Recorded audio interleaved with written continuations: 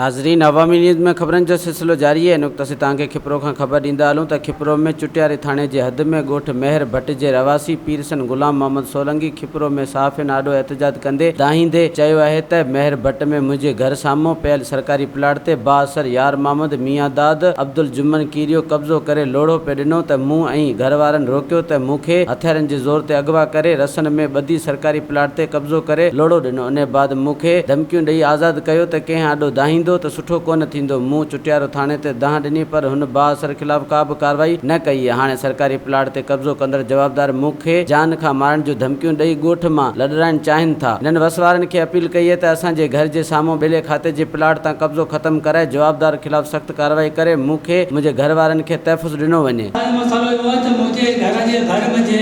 Government जी बनी है उन ते कीड़ा मूंखे धमकियूं ॾेई रहिया आहिनि। उनखे मूं लोड़े था रोकियो त हुननि छा कयो त मूंखे धमकियूं ॾिनियूं आहिनि। ॿ कलाक हुनखे ॿधी आहिनि। मुंहिंजो बाबा बनी सरकारी आहे, तव्हां हिन ते कब्ज़ो न कयो, मुंहिंजे बचनि जे घर में हू चवंदा न हू पैसे वारी पार्टी आहिनि ऐं हुनजी सपोर्ट घणी आहे।